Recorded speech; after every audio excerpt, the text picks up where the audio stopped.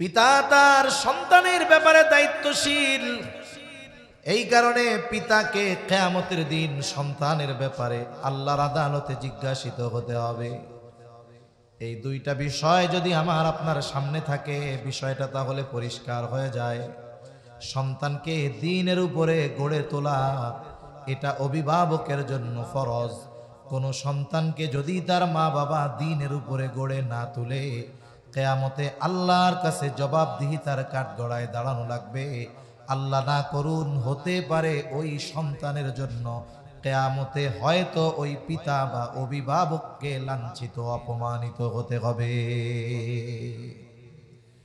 এজন্য শরীয়তে ইসলামে সন্তানকে দ্বীনের উপরে প্রতিপালন করা এটা ফরজ। সন্তানের তারবিয়াত শুরু হবে কখন থেকে? স্বাভাবিক ধারণা হলো সন্তানের তারবিয়াত শুরু হবে সন্তান বড় হওয়ার পর থেকে। 5-6 বছর থেকে সন্তানের তারবিয়াত শুরু হবে, কিন্তু ইসলাম বলে ভিন্ন কথা। বরং ইসলাম জানায় সন্তানের তারবিয়াত সন্তান দুনিয়ায় আসার আগের থেকেই শুরু হবে। সন্তানের এই তারবিয়াত চলমান এক প্রক্রিয়া। এটা সন্তান দুনিয়ায় আসার আগে তথা বিবাহকালীন সময় থেকে নিয়ে মূলত সন্তানের তারবিয়াত শুরু হয়। প্রসিদ্ধ একটা ঘটনা আছে, হযরত উমর রাদিয়াল্লাহু তাআলা আনহুর কাছে এক লোক গেছে। ওই লোক গিয়ে অভিযোগ দিয়েছে, খলিফাতুল মুসলিমিন, আমার সন্তান আমার হক আদায় করে না। হযরত উমর রাদিয়াল্লাহু তাআলা আনহু ছেলেটাকে চেপে ধরে বলেন, কি ব্যাপার, তুমি তোমার বাবার হক আদায় করো না কেন? এইবার ওই যুবক পাল্টা প্রশ্ন করে, খলিফাতুল মুসলিমিন, হক কি শুধু পিতা সন্তানের কাছে পায়? সন্তান কি পিতার কাছে কোনো হক পায় না? হযরত ওমর রাদিয়াল্লাহু তাআলা আনহু ওই সময় মৌলিক কয়েকটি গুরুত্বপূর্ণ হকের কথা বলেছেন। এর মধ্যে অন্যতম একটি হক হলো প্রত্যেকটা সন্তানের তার পিতার কাছে অন্যতম প্রথম ও প্রধান হক হলো একজন দিনদার মা। বলেন তো, সন্তানের আগে মা, এই দিনদার মা একজন সন্তানের অন্যতম হক। অথচ পিতা সন্তানের কাছে হক দাবি করতে পারে কখন? মনে করেন এই 4 বছর 5 বছরের এক বাচ্চারে তার বাপ যদি সকালবেলা বলে যে আমি তোর আব্বা না, তুই কালকে থেকে আমারে উপার্জন করে খাওয়াবি, রিক্সা চালায় খাওয়াবি নাকি বালুটাই না খাওয়াবি, এটা আমি কইতে পারি না। কোনো বাবা যদি হক দাবি করে 4-5 বছরের নাবালক বাচ্চাকে এই কথা বলে, বলেন তো এটা কি হক আদায় করা হবে না সন্তানের উপরে জুলুম করা হবে? জুলুম করা হবে।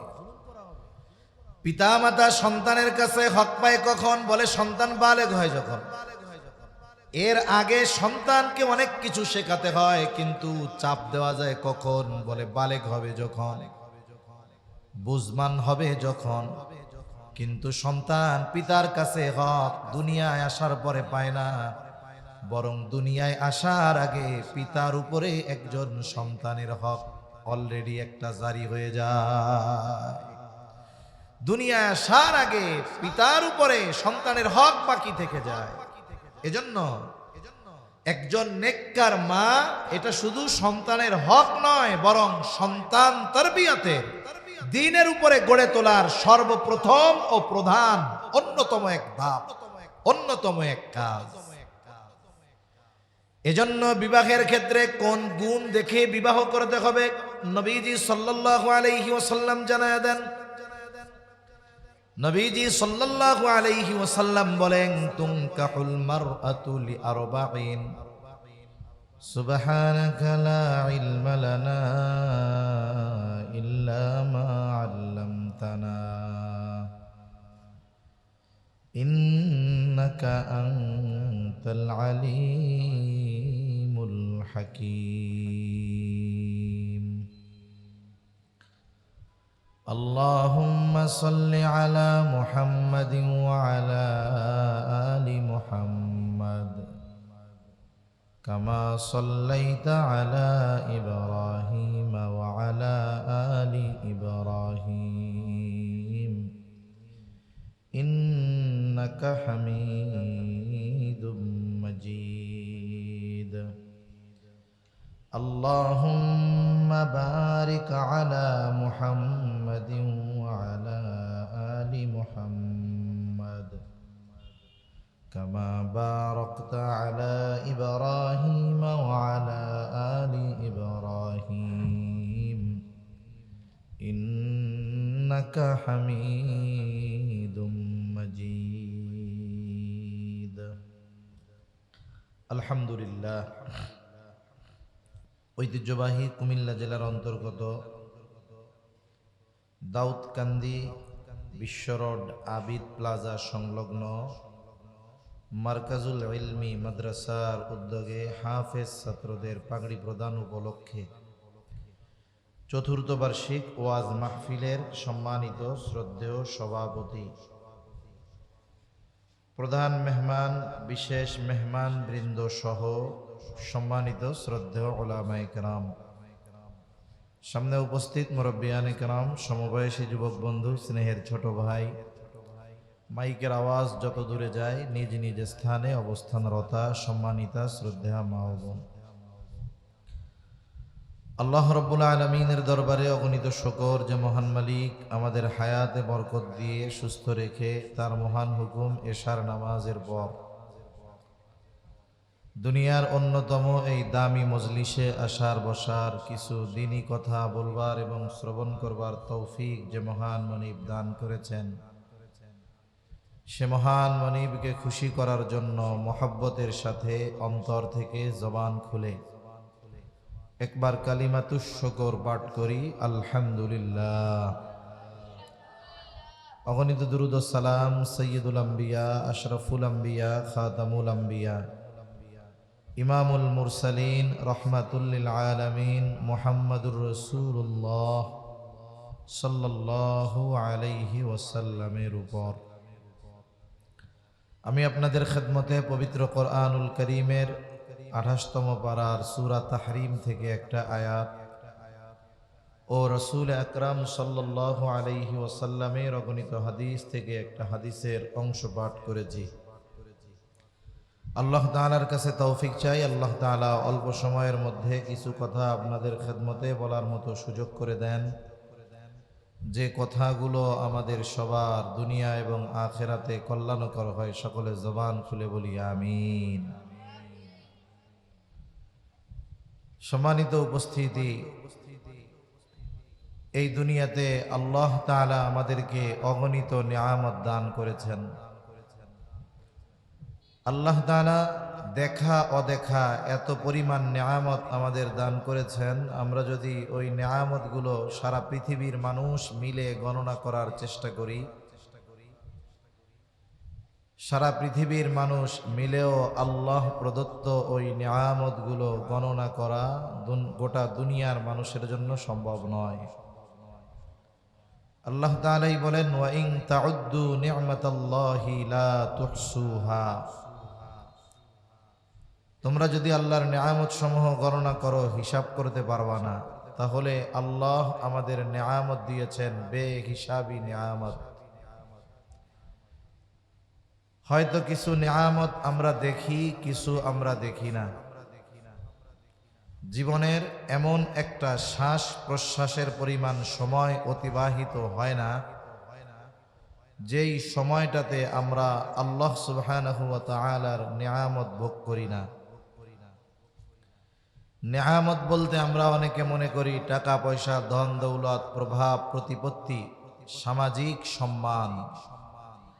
অনেক সময় মানুষ জাগতিক এই আসবাবগুলোকে তার নিজের জন্য আল্লাহর পক্ষ থেকে অনেক বড় নিয়ামত মনে করে। কিন্তু এই যে দ্বীনের উপরে চলতে পারা, থাকতে পারা, এটা আল্লাহর পক্ষ থেকে বড় নিয়ামত। এই যে দ্বীনি আলোচনা হচ্ছে, অনেকে জানে, মাইকের আওয়াজ যাচ্ছে, সবাই আসতে পারে নাই, আল্লাহ আমাদেরকে এনেছেন, এটাও আল্লাহর পক্ষ থেকে নিয়ামত।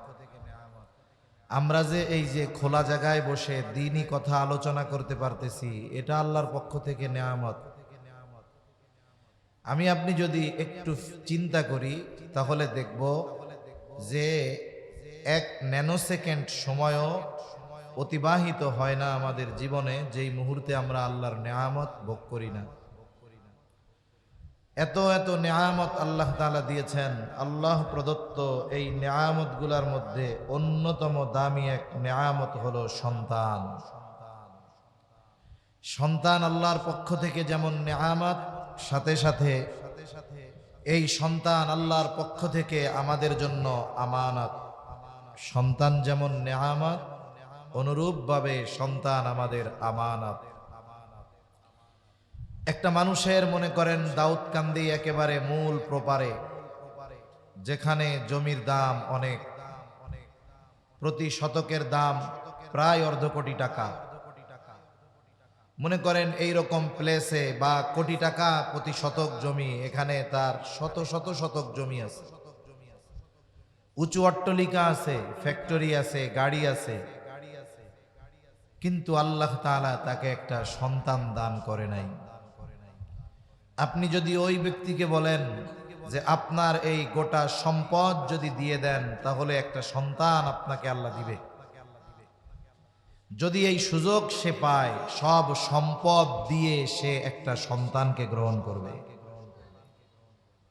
সন্তান এমন এক দামি নেয়ামত, কিন্তু আফসোস এই দামি নেয়ামতের সন্তানকে যথাযথভাবে প্রতিপালন না করার কারণে ওই সন্তান দেখা যায় অনেক সময় পিতামাতার দুনিয়া আখেরাত উভয় জাহানে লাঞ্ছিত অপমানিত হওয়ার কারণ হয়ে দাঁড়ায়। দুনিয়াতে অনেক সময় মূর্খ পিতা সন্তানের কারণে সম্মানিত হয়। মনে করেন একজন মানুষ, সে নিজের নাম কলম দিয়ে লিখতে পারে না, এখনো সমাজে এরকম মানুষ অনেক আছে।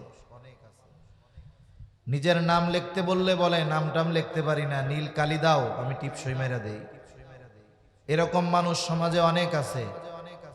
দেখা গেল এমন একজন বকলম মানুষ, মূর্খ মানুষ, সে তার সন্তানকে জাগতিক শিক্ষায় শিক্ষিত করেছে। কথার কথা, তার ছেলে বিসিএস পরীক্ষা দিয়ে বিসিএস ক্যাডার হয়ে গেছে, উত্তীর্ণ হয়েছে, এখন তার বড় সরকারি চাকরি হয়ে গেছে। তার সরকার তার জন্য বড় ফ্ল্যাট দিয়েছে, তাকে দামি গাড়ি দিছে, অন্যান্য অনেক ফ্যাসিলিটি দিছে তাকে।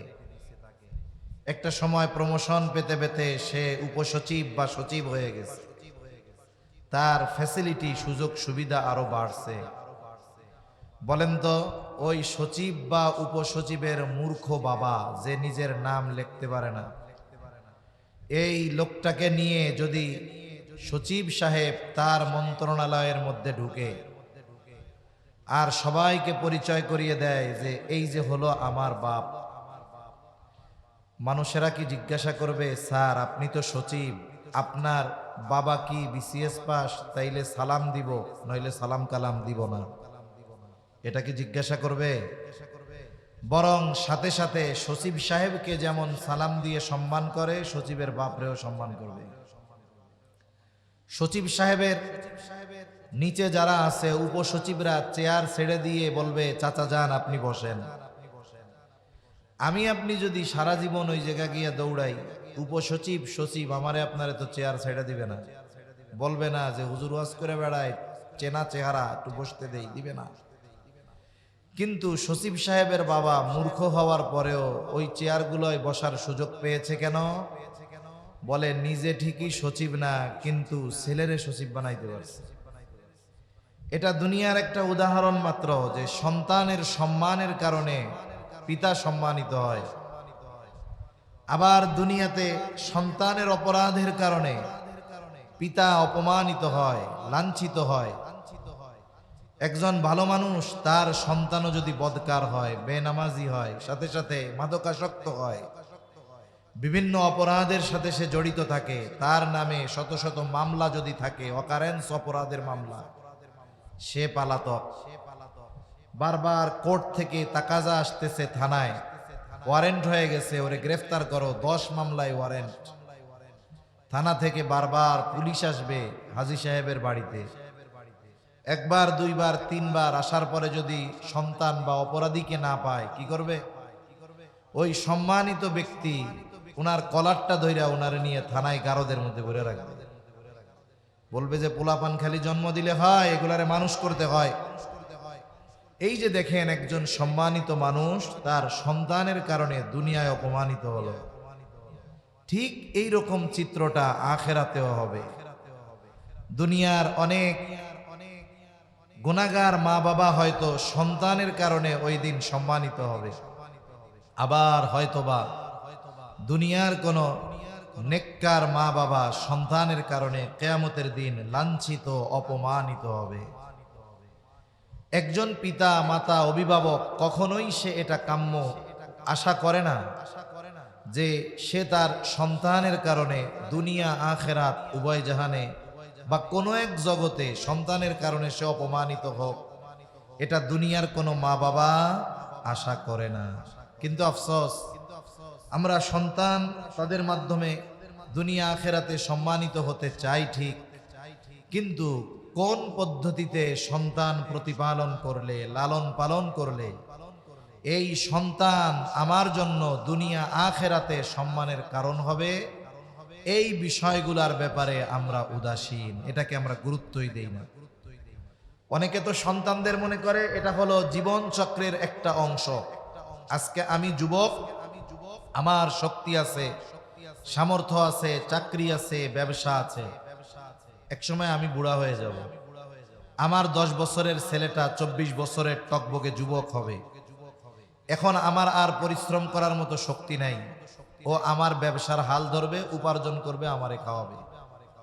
অথবা কোনো মতে ম্যাট্রিক আইয়া পাশ করায়া কোনো মতে যদি আমি তারে প্রবাসে সৌদিতে পাঠায়া দিতে পারি, বিদেশে পাঠায়া দিতে পারি, উপার্জন করবে, আমারে খাওয়াবে, ও বুড়া হবে, ওর পোলারে পাঠাবে, ও উপার্জন করে খাওয়াবে। কেউ কেউ মনে করে সন্তান হলো জীবন পরিচালনার এই চক্রের একটা অংশ, এভাবে গতানুগতিকভাবে কিয়ামত পর্যন্ত হতে থাকবে।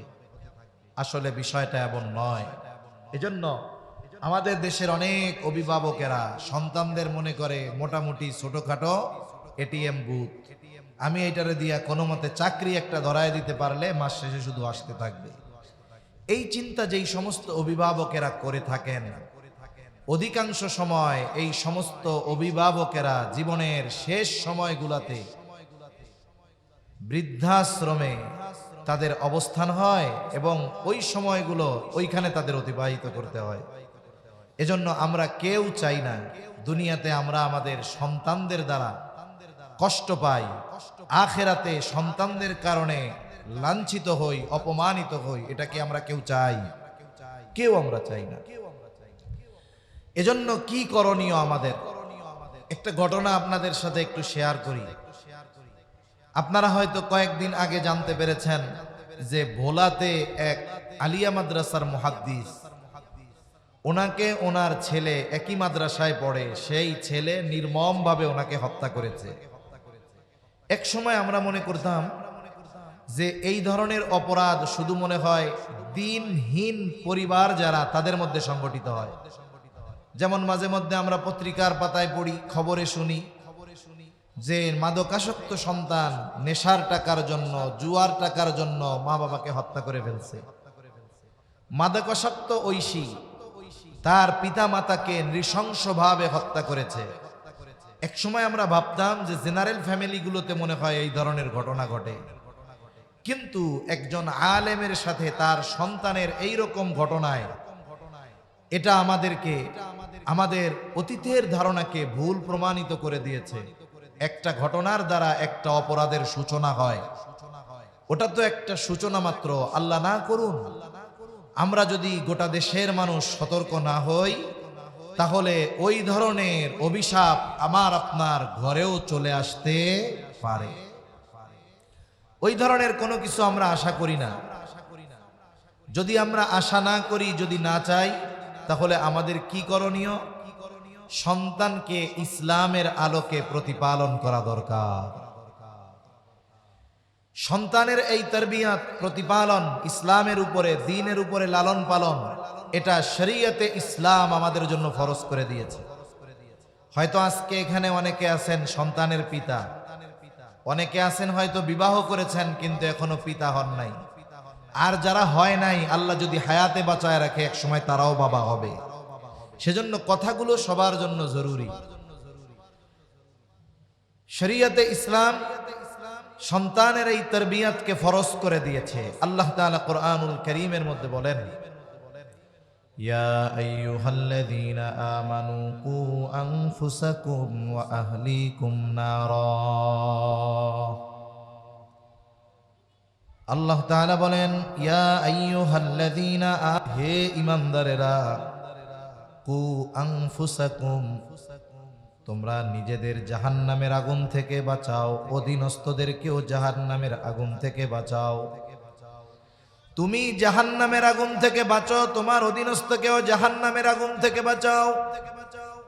এই আয়াতের থেকে যতগুলো শিক্ষা আমাদের জন্য রয়েছে, এর মধ্যে অন্যতম একটি শিক্ষা সন্তানকে সঠিক তারবিয়াত দেওয়া, সন্তানকে জাহান্নাম থেকে বাঁচানোর সর্বোচ্চ প্রচেষ্টা করা, এটা অভিভাবকের উপরে ফরজ। ঈমান এনেছি, ঈমান আনার পরে জাহান্নাম থেকে বাঁচার জন্য যেই করণীয়গুলো বর্জনীয়গুলো আছে, এগুলো করতে হবে, বর্জনীয়গুলো থেকে বাঁচতে হবে। শুধু নিজে বাঁচলে হবে না, সন্তানদেরকেও করণীয় বিষয়গুলো করাতে হবে, বর্জনীয় বিষয়গুলো থেকে তাদের বাঁচাতে হবে। সাথে সাথে নবী করিম সাল্লাল্লাহু আলাইহি ওয়াসাল্লাম বলেন, কুল্লুকুম রাঈনা ওয়া কুল্লুকুম মাসউলুনা আন রাইয়াতিহি। নবীজি সাল্লাল্লাহু আলাইহি ওয়াসাল্লাম বলেন, তোমরা প্রত্যেকেই দায়িত্বশীল, প্রত্যেককে তার দায়িত্বের ব্যাপারে জিজ্ঞাসা করা হবে। পিতা তার সন্তানের ব্যাপারে দায়িত্বশীল, এই কারণে পিতাকে কিয়ামতের দিন সন্তানের ব্যাপারে আল্লাহর আদালতে জিজ্ঞাসিত হতে হবে। এই দুইটা বিষয় যদি আমার আপনার সামনে থাকে, বিষয়টা তাহলে পরিষ্কার হয়ে যায়। সন্তানকে দ্বীনের উপরে গড়ে তোলা, এটা অভিভাবকের জন্য ফরজ। কোন সন্তানকে যদি তার মা বাবা দ্বীনের উপরে গড়ে না তুলে, কিয়ামতে আল্লাহর কাছে জবাবদিহিতার কাঠগড়ায় দাঁড়ানো লাগবে। আল্লাহ না করুন, হতে পারে ওই সন্তানের জন্য কিয়ামতে হয়তো ওই পিতা বা অভিভাবককে লাঞ্ছিত, অপমানিত হতে হবে। এজন্য শরীয়তে ইসলামে সন্তানকে দ্বীনের উপরে প্রতিপালন করা, এটা ফরজ। সন্তানের তারবিয়াত শুরু হবে কখন থেকে?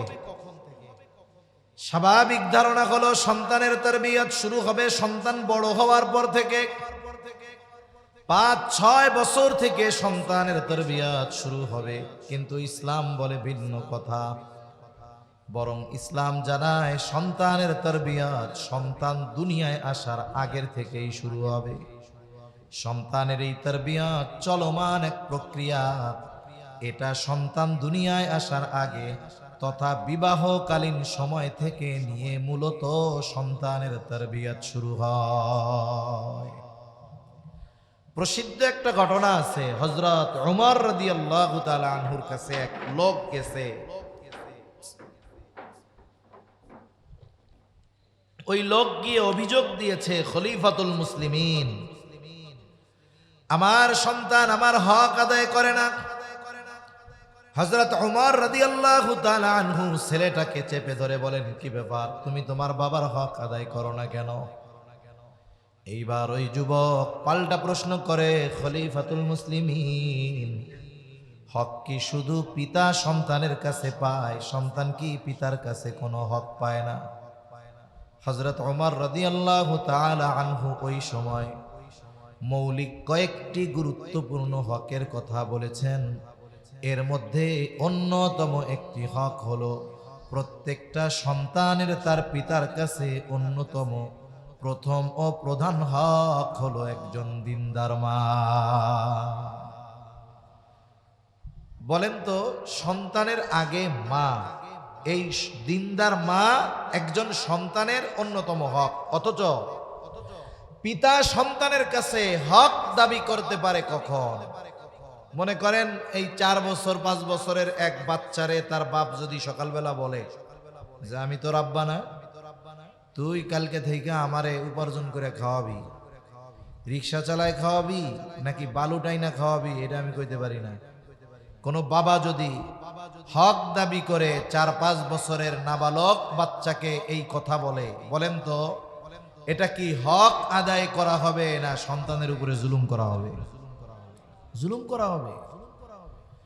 পিতা মাতা সন্তানের কাছে হক পায় কখন? বলে সন্তান বালেগ হয় যখন। এর আগে সন্তানকে অনেক কিছু শেখাতে হয়, কিন্তু চাপ দেওয়া যায় কখন? বলে বালেগ হবে যখন, বুঝমান হবে যখন। কিন্তু সন্তান পিতার কাছে হক দুনিয়ায় আসার পরে পায় না, বরং দুনিয়ায় আসার আগে পিতার উপরে একজন সন্তানের হক অলরেডি একটা জারি হয়ে যায়। দুনিয়ায় আসার আগে পিতার উপরে সন্তানের হক বাকি থেকে যায়। এজন্য একজন নেককার মা এটা শুধু সন্তানের হক নয়, বরং সন্তান তারবিয়াতের, দ্বীনের উপরে গড়ে তোলার সর্বপ্রথম ও প্রধান অন্যতম এক ধাপ, অন্যতম এক কাজ। এজন্য বিবাহের ক্ষেত্রে কোন গুণ দেখে বিবাহ করতে হবে নবীজি সাল্লাল্লাহু আলাইহি ওয়াসাল্লাম জানায়া দেন। নবীজি সাল্লাল্লাহু আলাইহি ওয়াসাল্লাম বলেন, তুনকাহুল মারআতু লিআরবাঈন, 4টি জিনিস দেখে কোন মেয়েদের 4টি জিনিস দেখে বিবাহ করা হয়।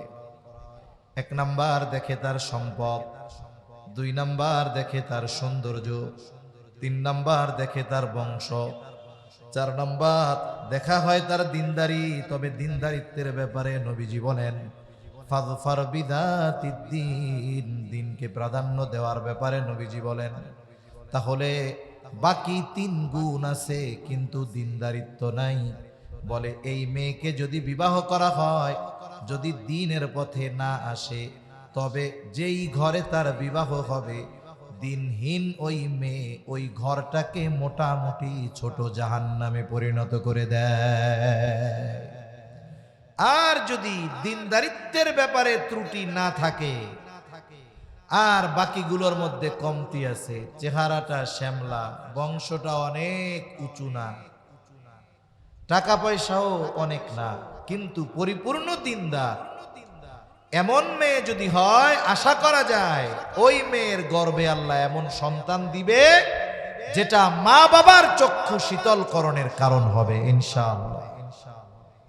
তাহলে সন্তান তারবিয়াতের প্রথম ধাপ একজন নেককার মা। এরপরে বিবাহ শাদী সম্পাদন হলো, এরপরেও সন্তান হবে কি হবে না দুনিয়ার কেউ জানে না, জানে আল্লাহ। বিবাহের যতগুলো উদ্দেশ্য আছে এর মধ্যে অন্যতম একটি উদ্দেশ্য হলো এই দুনিয়াতে নিজের বংশ বিস্তার করা, নবীজির উম্মতের প্রবৃদ্ধি করা, নিজের জন্য দোয়া করার মানুষ দুনিয়ায় রেখে যাওয়া। তাহলে বিবাহের অন্যতম একটি উদ্দেশ্য হলো সন্তান। তবে এই উদ্দেশ্যটা শুধু সন্তানের মধ্যে সীমাবদ্ধ থাকলে হবে না, বরং বিবাহের অন্যতম উদ্দেশ্য হতে হবে একজন নেককার আর দিনদার সন্তান। আল্লাহর কাছে শুধু সন্তান কামনা করলে হবে না, বরং নেক সন্তান, দিনদার সন্তান আল্লাহ তাআলার কাছে কামনা করতে হবে।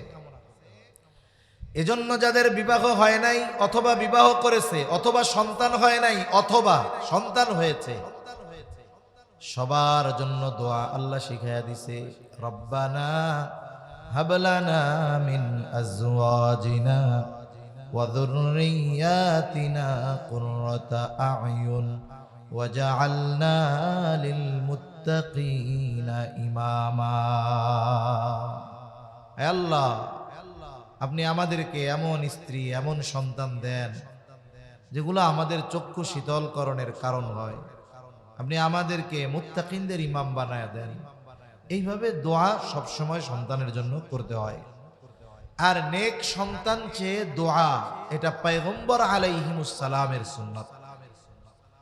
মুসলিম মিল্লাতের পিতা ইব্রাহিম আলাইহিস সালাম 90-এর কোঠায় বয়স, 80-র চাইতে বেশি। কোন কোন মুফাসসির বলেন 86 বছর বয়সে তিনি প্রথম বাবা হয়েছেন। যখন ইরাকের বাবেল থেকে হিজরত করলেন, সঙ্গী কেউ নাই, বয়স তখন 80-র উপরে। ইব্রাহিম আলাইহিস সালাম আল্লাহ তাআলার কাছে দোয়া করেন, রব্বি হাবলি মিনাস সলিহিন, আয় আল্লাহ আমার একটা নেককার সন্তান দেন। ইব্রাহিম আলাইহিস সালাম আল্লাহর কাছে দোয়া করছে। দোয়া একবার করছে তা না, বারবারই করছে। আল্লাহ তাআলা এই দোয়া কবুল করছেন, জবাব দিছেন, ফাবাশশারনাহু বিগুলামিন হালিম। আল্লাহ তাআলা বলেন, আমি তাকে একজন নেককার সন্তানের সুসংবাদ দিলাম, সহনশীল সন্তানের সুসংবাদ আমি তারে দান করলাম। তিনি চাইছেন নেককার সন্তান, আল্লাহ বলে তাকে আমি সহনশীল সন্তানের সুসংবাদ দিলাম। সহনশীলতা এমন এক গুণ, যেই গুণের মধ্যে অনেকগুলো গুণ সন্নিবেশিত থাকে। এইগুলোর মধ্যে থাকে সহনশীল ব্যক্তি যিনি, তিনি সবের হন। সহনশীল ব্যক্তি যিনি, তিনি শাকের হন। সহনশীল ব্যক্তি যিনি, তিনি সবের হন। সহনশীল ব্যক্তি যিনি, তার মধ্যে আনুগত্যের গুণ থাকে। এই ধরনের ভালো অনেকগুলো গুণের সমন্বয়ে একজন ব্যক্তি সহনশীল ব্যক্তিতে পরিণত হয়। আল্লাহ তাআলা বলেন, আমি তাকে একজন সহনশীল সন্তানের সুসংবাদ দিলাম। এরপরে আল্লাহ তাআলা সন্তান দিছে। এখন এই সন্তান কেমন সহনশীল সন্তান? পিতার আদেশ মান্য করার ক্ষেত্রে, আল্লাহর আদেশ মান্য করার ক্ষেত্রে কেমন আনুগত্যশীল সন্তান, এটা আবার আল্লাহ তাআলা পরবর্তীতে প্র্যাকটিক্যাল পরীক্ষা করে দেখায় দিয়েছে। সন্তান যখন একটু বুঝমান হয়েছে, বাবার সাথে চলতে পারে, এই সময় আল্লাহ তাআলা পয়গম্বর ইব্রাহিম আলাইহিস সালামকে স্বপ্নে দেখাইছে যে তিনি তার ওই কলিজার টুকরা সন্তানকে জবাই করতেছে। আল্লাহ তাআলা কুরআনুল কারীমের মধ্যে বলেন, ফালাম্মা বালাগা মাআহুস সা'য়া ক্বালা ইয়া বুনাইয়া ইন্নী আরা ফিল মানামি আন্নী আযবাহুকা ফানজুর মাযা তারা। যখন বাবার সাথে চলার মতো বয়সে ইসমাঈল আলাইহিস সালাম উপনীত হয়েছেন, ইব্রাহিম আলাইহিস সালাম স্বপ্নে দেখছে। এই স্বপ্নের কথা সন্তানরে আয়েশা বলতেছে, ইয়া বুনাইয়া ইন্নী আরা ফিল মানামি আন্নী আযবাহুকা ফানজুর মাযা তারা। হে আমার সন্তান, আমি স্বপ্নে দেখলাম যে আমি তোমারে জবাই করতেছি। ফানজুর মাযা তারা, এই ব্যাপারে তোমার মতামত কি, তোমার চিন্তা ভাবনা কি? দুনিয়ার সাধারণ মানুষের স্বপ্ন আর নবীদের স্বপ্ন এক নয়। ওই ছোট বাচ্চা সেও জানে আমার বাবার স্বপ্ন আর সাধারণ মানুষের স্বপ্ন এক নয়, বরং পয়গম্বর আলাইহিমুস সালাম যেই স্বপ্ন দেখেন, এই স্বপ্ন ওহী।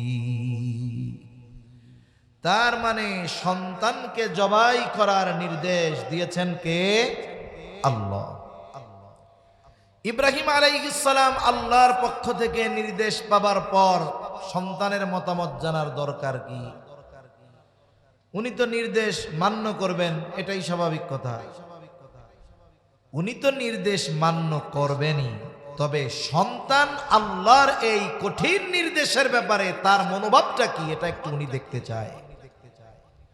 আর আল্লাহ দেখাইতে চায়, দেখেন কেমন সহনশীল সন্তান আপনারে আমি দান করছি। সন্তানকে যখন বলা হলো ফানজুর মাযা তারা, সন্তানের জবাব, ক্বালা ইয়া আবাতি ইফআল মা তু'মার সাতাজিদুনি ইনশাআল্লাহু মিনাস সাবিরিন। সন্তানের জবাব, ইয়া আবাতি ইফআল মা তু'মার, বাবা আপনি যেই ব্যাপারে আদিষ্ট হয়েছেন, আপনাকে যেই ব্যাপারে নির্দেশ করা হয়েছে, আপনি সেটা সম্পাদন করেন। সাতাজিদুনি, ইনশাআল্লাহু মিনাস সাবিরিন। আপনি আমাকে আশা করা যায় ইনশাআল্লাহ ধৈর্যশীলদের অন্তর্ভুক্ত পাবেন। আমাদের সন্তানদের যদি বলি ডাইনে যাও বামে যায়, আর ইব্রাহিম আলাইহিস সালাম বলতেছে যে তোমারে জবাই করার নির্দেশ আসছে, সন্তান বলে আপনি যা অর্ডার আসছে এটা বাস্তবে পরিণত করেন। অনেক পিতা অভিযোগ দেয় সন্তান কথা শুনে না, ছোটকালেও শুনতো না, বড় হইছে এরপরেও শুনে না, ওরে যা কই ও আমার বিপরীত কামনা করে, ওর অভ্যাসে পরিণত হয়েছে এটা। এই যে কথা না শোনার যত কারণ, এর মধ্যে অন্যতম কারণ যে এরা দুনিয়ায় আসার আগে আমি আপনি কয়দিন আল্লাহর কাছে দোয়া করছি, কয়দিন বলেছি আল্লাহ আমার একটা নেককার সন্তান দেন, কয়দিন তাহাজ্জুদে কান্নাকাটি করে আল্লাহর কাছে বলেছি আল্লাহ আমার একটা নেক সন্তান দেন। এই প্রশ্ন নিজের কাছে নিজের করতে হবে। এজন্য সন্তানের আচরণের উপরে পিতার আচরণের প্রভাব পড়ে। পিতা যদি নেককার হয়, ওই সন্তানের অনেক কিছুর জিম্মাদারি আল্লাহ তাআলা নিয়ে নেন। এজন্য সন্তান দুনিয়ায় আসার আগে সন্তানের ব্যাপারে অভিভাবকের অন্যতম দায়িত্ব সন্তানের জন্য বেশি বেশি দোয়া করা। তাহলে কি হবে? বলে সন্তানের অনেক পেরেশানি আমার থেকে দূর হবে, জিম্মাদারি আল্লাহ নিয়ে নিবে। যেমন কোরআনুল কারীমে একটা প্রসিদ্ধ ঘটনা আছে না, হযরত মুসা আলাইহিস সালাম আর খিজির আলাইহিস সালামের যেই সফরের ঘটনা। খিজির আলাইহিস সালাম কিছু কাজ করছেন যেগুলো স্বাভাবিক সেন্সে মেনে নেওয়ার মতো সুযোগ নাই। এর মধ্যে সর্বশেষ যেই কাজটা উনি করছেন, এক গ্রামে গেছেন দুইজনে ক্ষুধার্ত তৃষ্ণার্ত, খাবারের প্রয়োজন। এখন গ্রামবাসীর কাছে একটু খাবার চাইছে। গ্রামবাসী এত বখিল কিপটা, এনাদেরকে একটু খাইতেও দেয় নাই। দুইজনে ক্লান্ত, এক দেয়ালের পাশে বসা, দেয়াল বাঁকা।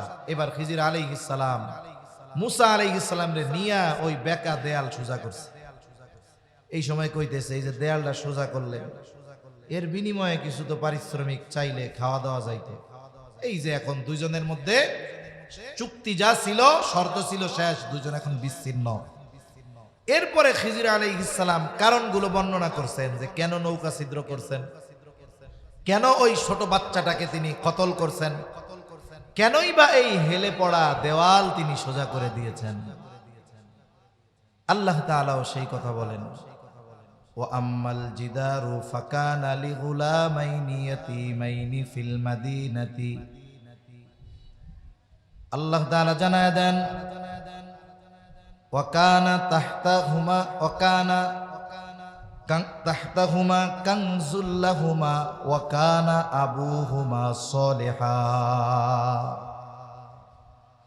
আল্লাহ তাআলা বলেন, খিজির আলাইহিস সালাম জবাব দিচ্ছেন যে এই যে দেয়ালটা দেখতেছেন বেঁকা দেওয়াল, ওয়া আম্মাল জিদার ফাকানা লিগুলামাইনি ইয়াতীমাইনি, এই যে দেয়ালের নিচে এই দেয়ালটা এই গ্রামের দুইজন ইয়াতীম সন্তানের দেয়াল।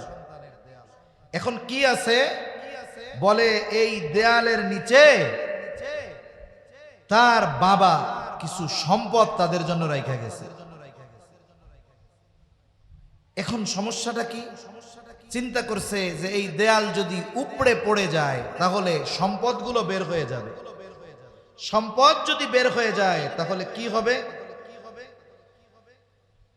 ওই যে সম্পদ মানুষেরা নিয়ে যাবে।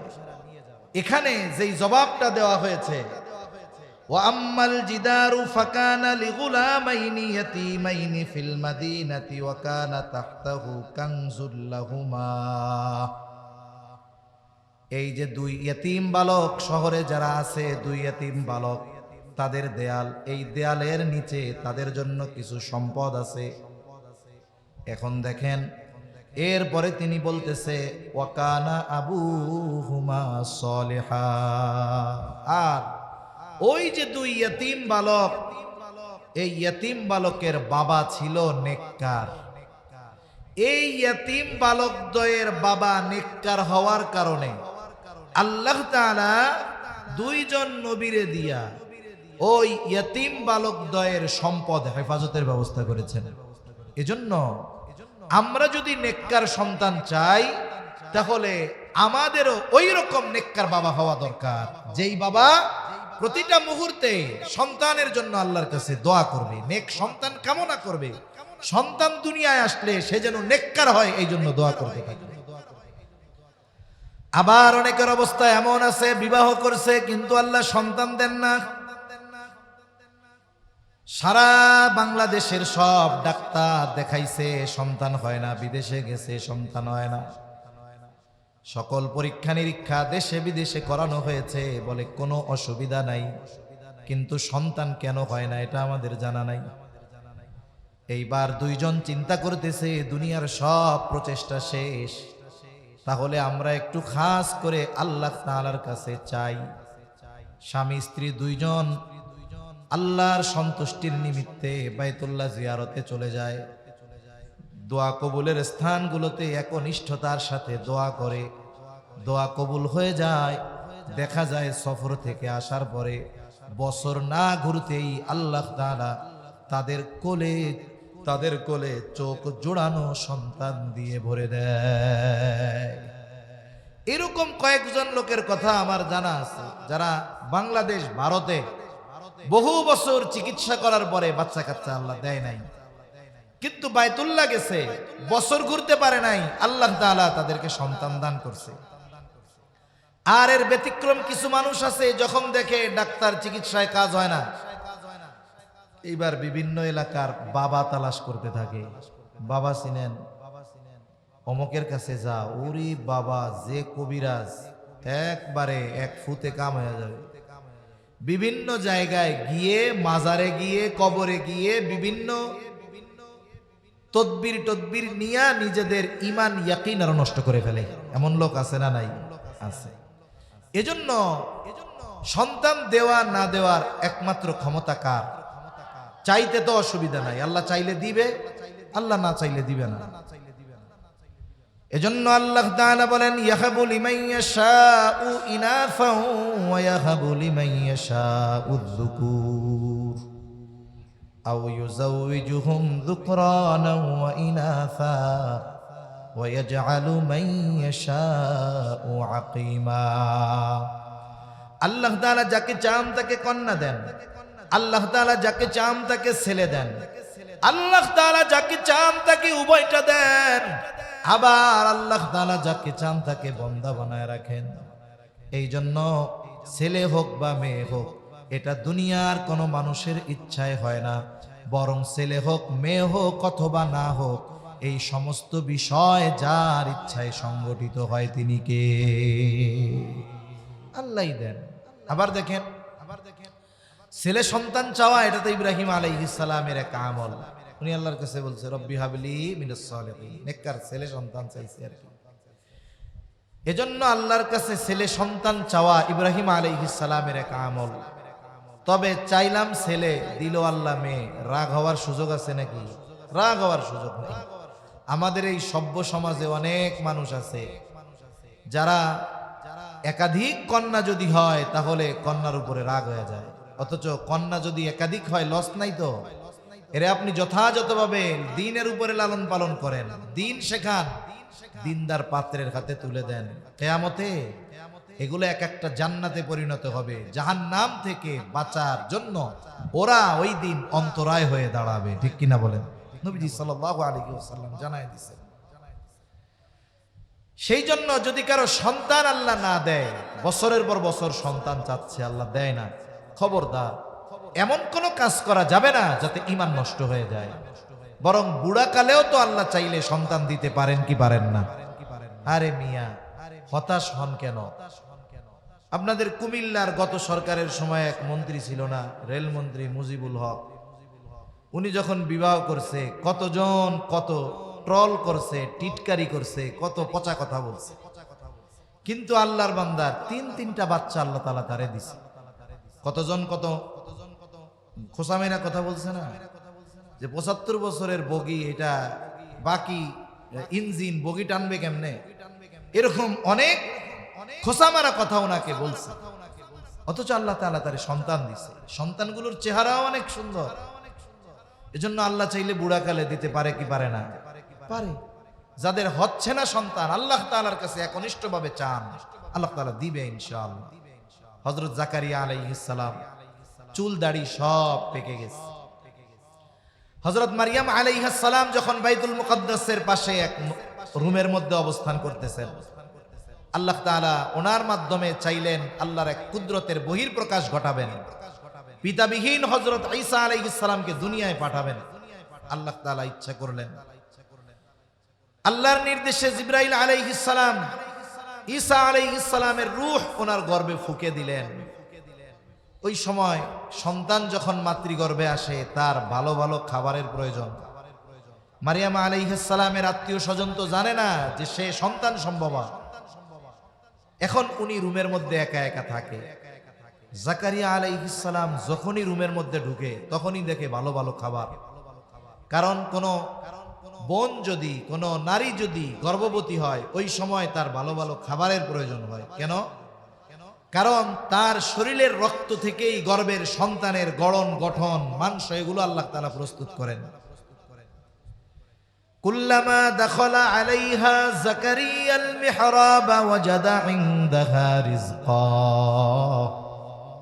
ক্বালা ইয়া মারইয়াম আন্না লাকি হাযা ক্বালাত হুয়া মিন ইনদিল্লাহ ইন্নাল্লাহা ইয়ারযুকু মান ইয়াশাউ বিগাইরি হিসাব।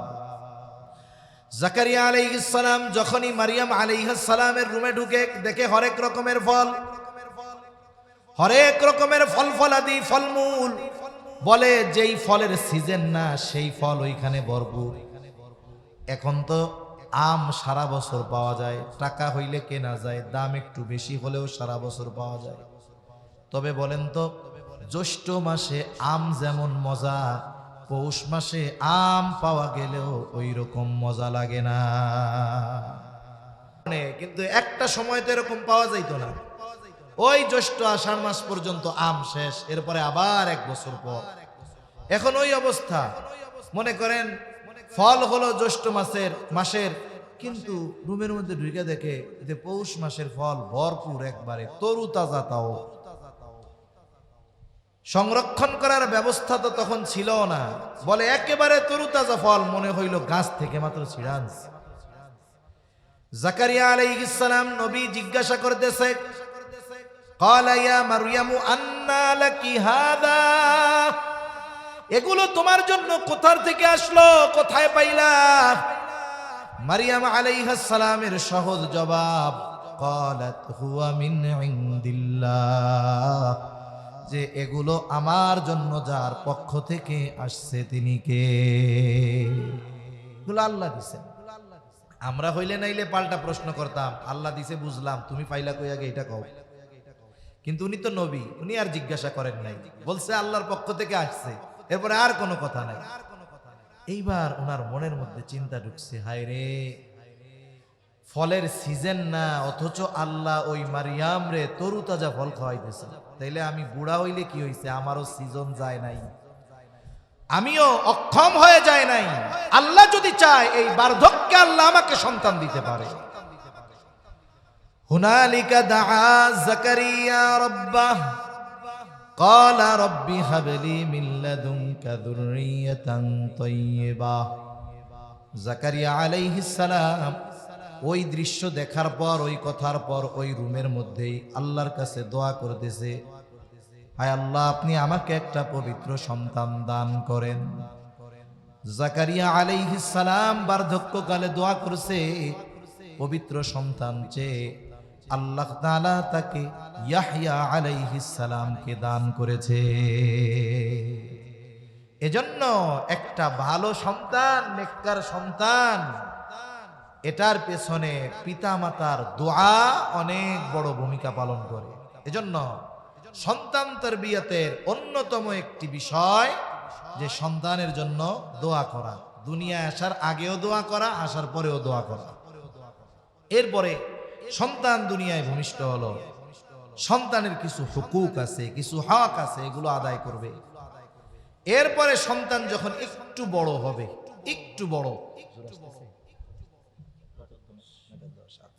এরপরে সন্তান যখন একটু বড় হবে, কথা বললে মোটামুটি কথা নেয়, বুঝে, এরকম বয়স স্বাভাবিক।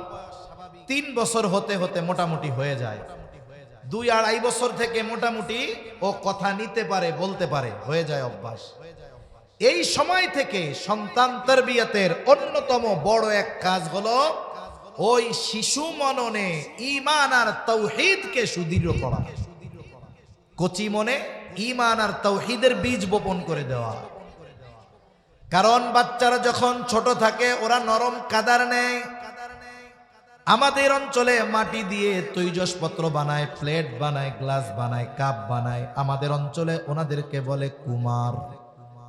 একটা চাকা থাকে, চাকা, মাটিটাকে সুন্দর মতো মিক্স করে নরম বানায়, এইবার কুমার চাকার মধ্যে মাটিটা রাখে, চাকাটা যখন ঘুরায় মাটিও ঘুরে। এইবার কুমার তার হাতের নৈপুণ্যতা দিয়ে, অভিজ্ঞতা দিয়ে ওই মাটিটাকে, কিছু মাটিকে গ্লাসে পরিণত করে, কিছু মাটিকে ফুলের টব বানায়, কিছু মাটি দিয়ে প্লেট বানায়, কিছু মাটি দিয়ে কাপ বানায়, কিছু মাটি দিয়ে পিরিচ বানায়। দেখছেন কি দেখেন নাই? চিন্তা করে বলেন তো, যদি কুমার যতই অভিজ্ঞতা সম্পন্ন হোক না কেন, কুমারের কাছে নরম মাটি না, শক্ত মাটি দিয়ে যদি বলা হয় এটা দিয়ে একটা গ্লাস বানায় দাও, পারবে? কোনো কাজে লাগবে না অভিজ্ঞতা। এজন্য মাটি যদি নরম হয়, যেমন খুশি তেমন সেটাকে বানাতে পারবে। ওই রকম ভাবে অন্তর শিশুর এই কোমল হৃদয়, কোমল যতক্ষণ আছে, এই সময় আমি আপনি বীজ বপন করবো ঈমান। এই যে ধান লাগায়, গাছ লাগায়, বর্ষার সময় গাছ লাগাইতে বলা হয় কেন? শক্ত মাটির উপরে আপনি আমি যত ভালো বীজ দেই না কেন, ওইটার দ্বারা গাছ হবে না, ওইটা এমনি শুকাইয়া শেষ হয়ে যায়। কিন্তু মাটি যদি নরম থাকে, ধান লাগান, গাছ লাগান, যাই লাগাই না কেন, আশা করা যায় এইটা এক সময় দাঁড়াবে, ফল গাছ হলে ফল দিবে, ফুল গাছ হলে ফুল দিবে, কাঠের গাছ হলে কাঠ দিবে। ঠিক কিনা বলেন? এজন্য ছোটবেলা থেকে ঈমানি তারবিয়াত, ঈমান শিক্ষা দিতে হবে বাচ্চাদের। হযরত লোকমান ও সন্তানকে ঈমানের শিক্ষা দিয়েছেন। আল্লাহ তাআলা সন্তান প্রতিপালনের এই পদ্ধতি কত পছন্দ হয়েছে, সন্তানদেরকে করা এই নসিহতগুলো আল্লাহর কাছে কত পছন্দনীয় হয়েছে, যে আল্লাহ তাআলা হযরত লোকমানের নামে একটা সূরা দিয়া, ওই সূরার মধ্যে সন্তানদের করা উপদেশগুলো আল্লাহ তাআলা উম্মতে মুহাম্মাদির জন্য নাজিল করেছে। 1 নম্বর উপদেশ ছিল হযরত লোকমানের সন্তানের ব্যাপারে।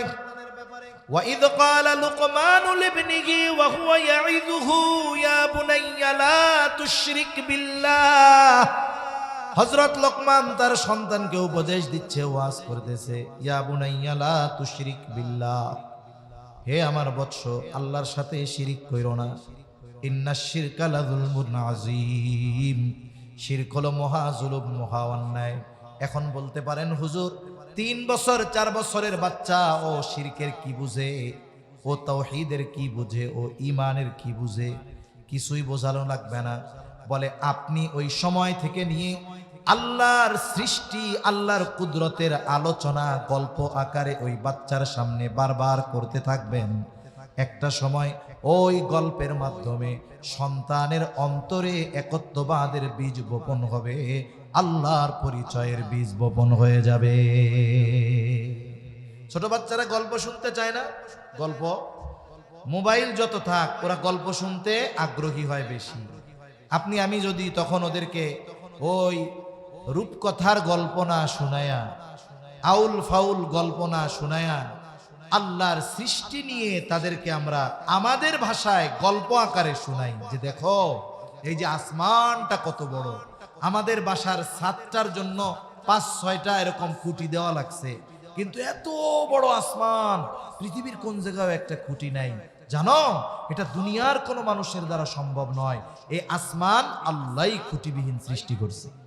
আপনি আপনার ভাষায় সৃষ্টির আলোচনা করে স্রষ্টার পরিচয় তার অন্তরে ঢুকায়া দেন। এভাবে কি হবে, একটা সময় দেখবেন তার অন্তরে তাওহীদ মজবুত হবে, ঈমান মজবুত হবে, আল্লাহর একত্ববাদ তার অন্তরে এমন ভাবে গেঁথে বসবে যে জীবনের কোন সময় তার এই ঈমান থেকে তাকে কেউ বিচ্যুত করতে পারবে না। এজন্য পিতামাতার জন্য এটা বড় এক দায়িত্ব। 2 নম্বর যেই দায়িত্ব বলে সন্তানকে আদব শেখাতে হবে, উত্তম চরিত্র গঠনের তারবিয়াত। এখন একটা সন্তানের চরিত্র যদি উত্তম আকারে গড়ে তুলতে হয়, 1 নম্বর আমি অভিভাবক, আমার চরিত্রটাও সুন্দর হতে হবে। কারণ আমার কথা, আমার আচরণ, আমার চলাফেরা এগুলা থেকেই আমার আপনার সন্তানের আচার আচরণ শিখবে। আমি যদি বকাঝকা দেই তাহলে ও বকাঝকা শিখবে। বাবা যদি বিড়ি সিগারেট খায়, ও বালেগ হওয়ার আগেই ফজিলত মনে করে খাওয়া শুরু করে দিবে। এজন্য আমি আপনি যদি মিথ্যা কথায় অভ্যস্ত হই, ওরাও আমাদের সাথে মিথ্যা কথা বলবে। আমার আপনার মধ্যে যদি খেয়ানতের অভ্যাস থাকে, তাহলে ওর মধ্যেও এই অভ্যাস প্রবেশ করবে। এজন্য আমরা আমাদের চরিত্রকে পরিশুদ্ধ করব, সাথে সাথে তাদেরকেও এই সব ব্যাপারে শিক্ষা দিব। এভাবে বুঝাবো যে শোনো, কোনো সময় কারো জিনিস না বলে ধরতে হয় না, এটা অন্যায়, এটা অপরাধ। কারো জিনিস তুমি না বলে নিবা না। তোমার যদি নিতে মন চায়, যার জিনিস তার কাছ থেকে অনুমতি নিয়ে তুমি তারপরে ধরবা। আর সে যদি তোমাকে অনুমতি না দেয়, খবরদার, তার উপর তুমি রাগ হবা না। হয়তো কি এই বিষয়গুলো সে একবার বলায় শিখবে না, 100 বার হয়তো তাকে বলতে হবে। এরপরে সে আমল শুরু করবে, ওই যে করবে তো করবে, আর কখনো ওই আমল তার থেকে ছুটে যাবে না, এটা অভ্যাসে পরিণত হয়ে যাবে। সন্তানদেরকে সালাম কালাম শেখাইতে হবে। ছোট বাচ্চাদের যদি বারবার বলা হয় বড়দের সালাম দাও, দেখবেন দেয় না। কিন্তু আমি আপনি যদি ছোট বাচ্চাদের সালাম দেওয়ায় অভ্যস্ত হই, আমি 10 দিন দেওয়ার পরে ও 1 দিন দিবে। বলে ওই যে 1 দিন বড়দের সালাম দেওয়া শুরু করলো, অভ্যস্ত হলো, এখন হায়াত যতদিন আছে তাকে আর সালাম দেওয়ার ব্যাপারে উপদেশ দেওয়া লাগবে না। এজন্য আমরা ছোটদের থেকে সালাম সবসময় আশা করি, কিন্তু ছোটদের থেকে সালাম পাওয়ার জন্য যেই কাজটা করা দরকার, আমাদের ছোটদেরকে সালাম দেওয়া দরকার। নবীজি সাল্লাল্লাহু আলাইহি ওয়াসাল্লাম ছোটদেরও সালাম দিতেন। এই অভ্যাসে গড়ে তুলতে হবে আমাদের। এভাবে একটা একটা করে তাদেরকে আদব শেখাতে হবে। ছোটদের সাথে মিথ্যা কথা বলা যাবে না। সে যখন ছোট থাকে, তার দ্বারা যদি কোনো অন্যায় ত্রুটি হয়ে যায়, বলেন তো 2 কাঁধের যেই ফিরিস্তাদ্বয় আছে, এদের মধ্যে যেই ফিরিস্তা গোনা লেখে, ছোট 3, 4, 5 বছরের বাচ্চার জন্য কোনো গোনা লিখবে নাকি? জোরে বলেন, লিখবে? লিখবে না। এখনো একটা অন্যায় করছে, অন্যায়টা বড় কেউ করলে শাস্তিযোগ্য। এখন আপনি যদি তাকে বলেন যে এটা কে করছে, ও তো প্রথম ভয় পাচ্ছে যে আমি যদি বলি তাহলে যদি মার দেয়। আপনি তাকে অভয় দিলেন যে দেখো তুমি বলো, তুমি করলে বলো, তোমাকে আমি মার দিব না। ও এখন আপনার কথা বিশ্বাস করে আপনারে বললো যে হ্যাঁ আমি করছি। এখন আমি যদি মাইল লাগাই, তাইলে আমার প্রতি ওর বিশ্বাস নষ্ট হবে, ভবিষ্যতে মিথ্যা কথা বলবে। এখন কি করণীয়?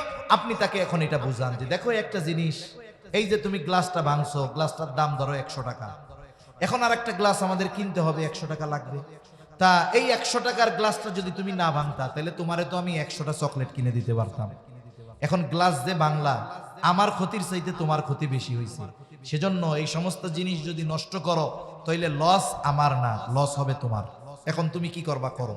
এই যে আমি আপনি যদি বারবার তাকে এইভাবে বলি, তাহলে সে আমাদের কথাগুলো গ্রহণ করবে। সাথে সাথে ওই যে সত্য বলার যেই আস্থা আমার আপনার উপরে পেল, এই আস্থা আমার আপনার উপরে থাকবে। বড় হওয়ার পরেও যদি কোনো অন্যায় হয়ে যায়, ও লুকাবে না, মিথ্যা কথা বলবে না, বরং সে সত্যটা আমার আপনার কাছে বলবে।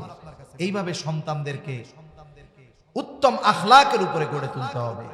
3 নাম্বার তারবিয়াত, দ্বীন ইলম ও আমলের ব্যাপারে তাদেরকে আগ্রহী করে তোলা। ছোট বাচ্চাদের পিটিয়ে এগুলোর ব্যাপারে আগ্রহী করে তোলা যায় না। আমাদের দেশে আমরা তো সব নামাজ মসজিদের মধ্যে পড়ি, কিন্তু সুন্নাত নফলগুলো যদি বাসায় পড়ায় অভ্যস্ত হতাম, আমাদের ছোট বাচ্চারা ওরাও দেখতেন নামাজ পড়ার ব্যাপারে আগ্রহী হইত। অনেক পরিবারে এমন আছে যে ছোট বাচ্চাটা জীবনে কোনোদিন তার বাবাকে ঘরে নামাজ পড়তে দেখে না। এখন সে যদি বাবারে দেখে যে বাবা সুন্নাত পড়তেছে, আলহামদুলিল্লাহ, কথা শেষ করে দেয় 1-2 মিনিটের মধ্যে। যদি ছোট বাচ্চা দেখে যে আমার বাপ নামাজ পড়তেছে ঘরের মধ্যে, ও ল্যাংটা থাকলেও, টুপি না থাকলেও, টিফিন বাটি মাথায় দিয়ে হলেও ও আব্বার সাথে আল্লাহু আকবার বলে নামাজে দাঁড়িয়ে যাবে, ঠিক কিনা বলেন? এই যে বাবারে দেখতেছে আগ্রহ পয়দা হচ্ছে, কয়দিন পরে ও বাবারে বলবে আমি তোমার সাথে মসজিদে যাব। এই যে ছোট বাচ্চা 5-6 বছর হয়েছে, এখন আস্তে আস্তে মসজিদে যাওয়ায় অভ্যস্ত হলো। বলেন তো, যেই বাচ্চা 4-5 বছর থেকে মসজিদে যাওয়ায় অভ্যস্ত হয়ে যায়, 14 বছর বয়সে ওরে কি পিটিয়ে মসজিদে নেওয়া লাগবে নাকি? লাগবে না। এজন্য সন্তানের এই বিষয়গুলো প্রতিপালনের ক্ষেত্রে সর্বোচ্চ গুরুত্ব দেওয়া দরকার। আর এই বিষয়গুলো বিশেষ করে জন্মের পরে যেই তরবিয়াত, এগুলো অনেক অভিভাবকের পক্ষে সম্ভব হয় না। এজন্যই এই দায়িত্ব মার্কাজুল ইলমি, এই মাদ্রাসা, এইরকম মাদ্রাসাগুলো নেয়। এরা ঈমানের, তাওহীদের বীজ সন্তানদের অন্তরে বুনে দেয়, গেঁথে দেয়, সাথে সাথে আদব, আখলাক, উত্তম চরিত্রের আলোকে গড়ে তুলে। সাথে সাথে আল্লাহর রাসূলের নির্দেশ, 7 বছর বয়সে নামাজের আদেশ দাও, 10 বছরে নামাজ না পড়লে প্রহার করো, বিছানা আলাদা করে দাও। কিন্তু এই মার্কাজুল ইলমির যেই ছাত্র, ওকে 7 বছরে নামাজের আদেশ দেওয়া লাগে না, ও 6 বছরে আল্লাহ চাইতো পাক্কা নামাজি হয়ে যায়, ঠিক কিনা বলেন? ঠিক আছে। তাহলে এই যে সন্তান তরবিয়তের বড় এক দায়িত্ব এই মার্কাজুল ইলমির মতো মাদ্রাসারা গ্রহণ করে। এজন্য আমরা যদি আগামীতে সুসন্তান চাই, সুস্থ এক পরিবেশ চাই, দিনদার এক পরিবেশ চাই, উত্তম নৈতিকতা সম্পন্ন আগামী প্রজন্ম রেখে যেতে চাই, এই মাদ্রাসাগুলোর সাথে আমাদের সম্পৃক্ত থাকার দরকার আছে না নাই? সন্তানদের কমপক্ষে বুনিয়াদী শিক্ষা, যতটুকু ফরজ শিক্ষা দরকার, যতটুকু দ্বীনি ইলম শিক্ষা ফরজ, আমাদের সন্তানদেরকে কমপক্ষে মাদ্রাসাগুলো দিয়ে এই শিক্ষাগুলো দেওয়ানোর দরকার। তা না হলে কি হবে? ওই যে দুনিয়া আখেরাতে সন্তানকে বড় স্কুলে পড়াবে, অনেক খরচ করবে, তার চাহিদা পূরণ করবে ঠিক, কিন্তু এই সন্তানের কারণে দুনিয়া আখেরাতে লাঞ্ছিত, অপমানিত হওয়া লাগতে পারে। আল্লাহ সুবহানাহু ওয়া তাআলা আমাদের সন্তানদেরকে দুনিয়া আখেরাতের প্রকৃত সম্পদে পরিণত করার তৌফিক আল্লাহ দান করেন। আমিন। ওয়া আখিরু দাওয়ানা